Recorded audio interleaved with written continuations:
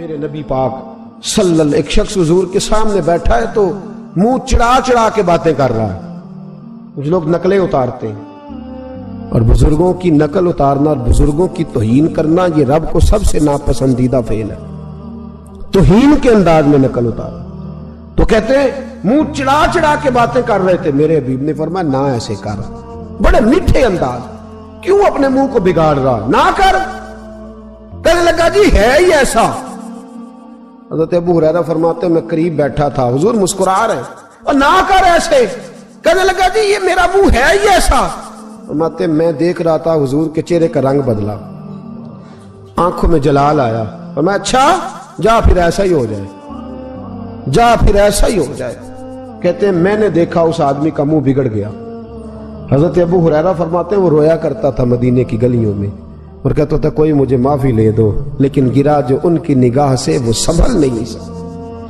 گرا جو ان کی نگاہ سے کبھی سنبھل نہیں سکتا. کوئی ایسا کام نہ کرے، کوئی ایسا کام نہ کرے کوئی بھی جس سے حدیث صحیح میں موجود ہے بنی اسرائیل کے ایک شخص نے اپنی ماں سے بد دعا لی تھی اور عابد زاہد تھا، لیکن ماں کا نافرمان تھا. تو اماں نے کہا جا مرنے سے پہلے تو آزمائش میں مبتلا ہو جائے. رب کی خفیہ تدبیر سے ڈرنا چاہیے.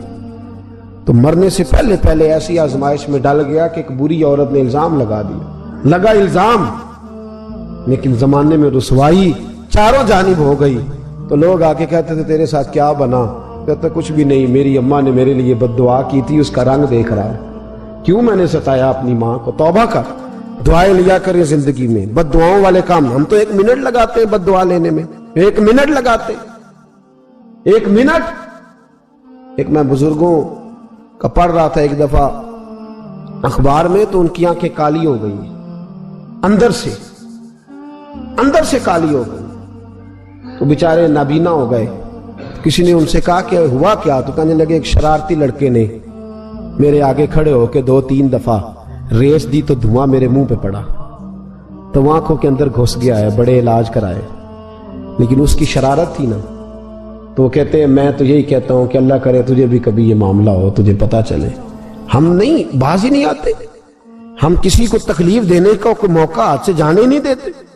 میرے عزیزو یاد رکھو، ڈھونڈا کرو کہاں کہاں کس کس کو ستا بیٹھے، کس کس کی توہین کر بیٹھے، کہاں کہاں ہم نے لوگوں کے بد دعائیں اکٹھی کی. بد دعائیں پیچھا کرتی ہیں، جس طرح دعا پیچھا کرتی ہے بد دعا بھی پیچھا کرتی ہے، وہ پیچھے پیچھے چلتی ہے، وہ تاڑتی ہے. عتبہ نے میرے رسول پاک صلی اللہ علیہ وسلم کی بے ادبی کی. حضور علیہ السلام کے چہرہ انور پر اس نے معاذ اللہ ثم معاذ اللہ تھوکنے کی ناپاک جسارت کی. میرے حبیب نے دعا فرمایا یا اللہ اللہم سلط علیہ کلب، اللہ اس پر درندہ مسلط کر دے. ابو لہب کا بیٹا تھا، رات کو جب سوتا تھا تو ابو لہب 2-4 بندوں کو معاوضہ دے کے کھڑا کرتا تھا کہ نیزے لے کے کھڑے ہو جاؤ، میرے بیٹے کے قریب کوئی نہ آئے. توجہ ہے آپ کی؟ نیزے لے کے کھڑے ہو جاؤ. لوگ کہتے تو انہیں نبی بھی نہیں مانتا اور بات ہر ایک مانتا ہے، پیغمبر بھی نہیں مانتا. تو ان کے جملے کہنے لگا میں مانوں نہ مانوں بات الگ ہے، لیکن میرا تجربہ ہے جو اس کے منہ سے نکل جاتا ہے وہ ہو جاتا ہے، جو ان کی زبان اتھر سے نکل جاتا ہے وہ.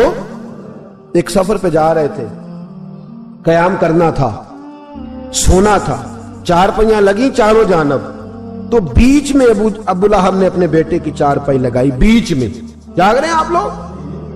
ارد گرد دوسرے لوگ سوئے بیچ میں، اور لوگ کہنے لگے تو پاگل ہو گیا ہے، اگر کوئی شیر آئے گا تو باقیوں کو نہیں کاٹے گا، صرف اس کو کاٹے گا. کہنے لگا بد دعا تو اس کے لیے ہوئی ہے، دعائے ضرر تو اس کو ملی ہے، اسی پہ مسلط ہوگا. شیر آیا رات کے اندھیرے میں، لوگ تھکے ہوئے تھے، ایک بندہ جاگ رہا تھا. وہ کہتا ہے اس نے سب کے منہ سونگے لیکن کسی کو اس نے تکلیف، کسی کو تکلیف. سونگتے سونگتے عتبہ تک آیا، اور لفظوں کا فرق دیکھیے گا، آیا ہے، چیرا ہے، پھاڑا ہے، ٹکڑے کیے، حصے بکھرے کیے، لیکن ایک بوٹی بھی نہیں کھائی. مار دیا، چہرہ بگاڑ دیا، وجود کاٹ دیا، چلا گیا قتل کر کے، کھایا نہیں ایک لقمہ بھی اس کے وجود. بھائی درندے پھاڑنے آتے ہیں کہ کھانے آتے ہیں؟ وہ کھایا نہیں، پھاڑ کے چلا گیا. تو لوگ سویرے پوچھنے لگے صحابہ سے کہ ماجرا کیا ہے؟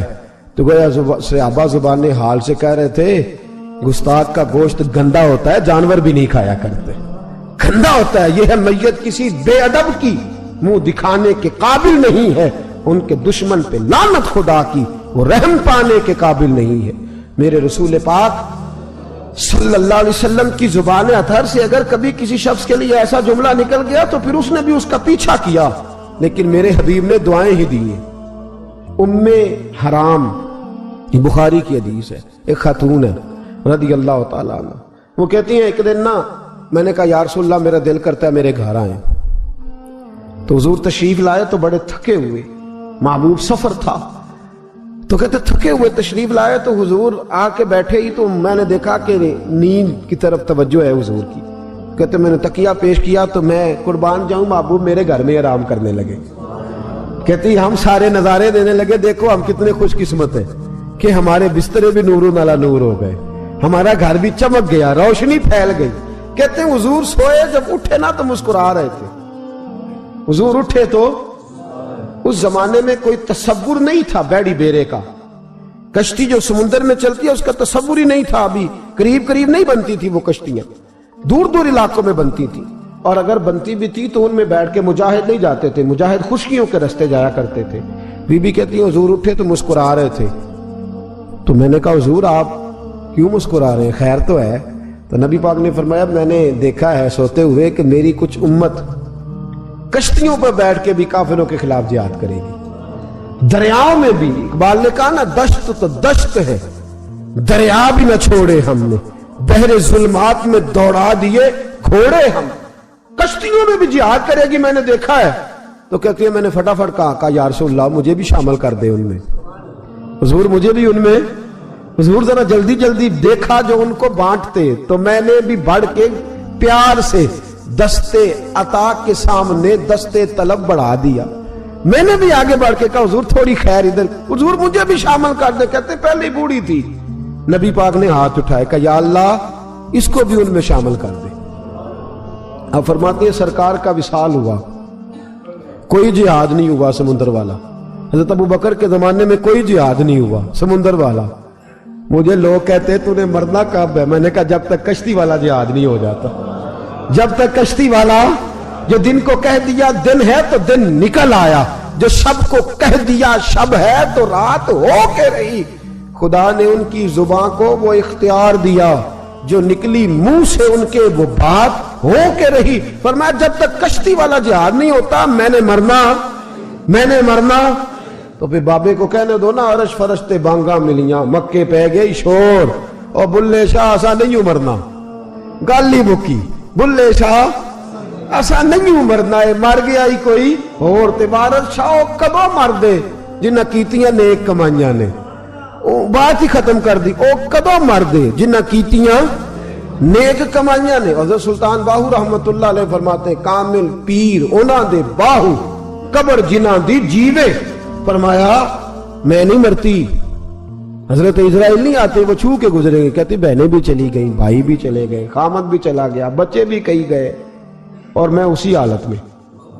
حضرت ابو بکر صدیق کا وصال ہوا، حضرت عمر کا وصال ہوا، حضرت عثمان کا، گن رہے ہیں آپ لوگ، حضرت ابو بکر کے 2.25 سال، حضرت سیدنا عمر فاروق کے کم و بیش 10 سال، حضرت عثمان غنی کے تقریباً 11 سال، کتنا عرصہ ہو گیا؟ کہتی ہیں کوئی، پھر حضرت علی کے 4.5 سال۔ بی بی کہتی ہے میں تر و تازہ تندرست کی تندرست لوگ پہ تھے، بی بی تیرے ساتھ والے سارے چلے گئے، تو کب جائے گی؟ تو میں کہتی ساڑھے نبی دی زبان، ساڑھے نبی دی زبان، ساڑھے واسطے قرآن، میں کیسے جاؤں، ابھی جہاد ہی نہیں ہوا۔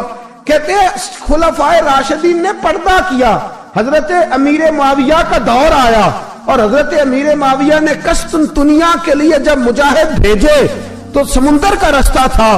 کہتی ہیں جب سواریاں جانے لگی تو کہنے لگے کچھ بیویوں کی بھی ضرورت ہے کھانا پکانے کے لیے۔ کہتی ہے میں ہاتھ بھی کھڑا کرتی رہی، درود بھی پڑھتی رہی، اور محمد کی صداقت پر شکر بھی ادا کرتی رہی۔ کہتے ہیں میں نے ہاتھ کھڑا کیا تو مجھے کچھ لوگ کہنے لگے بی بی تو سلیکٹ ہو جائے گی، تو بوڑھی ہے۔ تو کہتی ہے میں نے کہا سلیکٹ ہو کیا جاؤں گی، مجھے جانے والے سلیکٹ کر کے گئے ہیں، مجھے سلیکٹ کیا گیا ہے، جنہوں نے ظاہری پردہ کیا ہے نا سلیکٹ مجھے، حضور نے دعا کر دی تھی تو نبی پاک کی دعا، फरमाती हैं हमने कश्ती में भी बैठी, जिहाद भी किया, और जिस दिन वो जिहाद खत्म हुआ हजरत उम्मे हराम का विसाल हो गया। तो लोगों से पूछते बीबी चली गई, कहने लगे हाँ, मुस्तफा का किया हुआ वादा जो पूरा हो गया है। मेरे महबूब ने जिसको दुआ दे दी, मेरे रसूल करीम ने जिसके लिए दुआ हो इश्क वारियां दे रहिंदा, इश्क वारियां दे रहिंदा, सदा यार सामने इश्क वारियां दे रहिंदा, सदा यार सामने इश्क वालियां दे रहिंदा, सदा यार सामने सजदे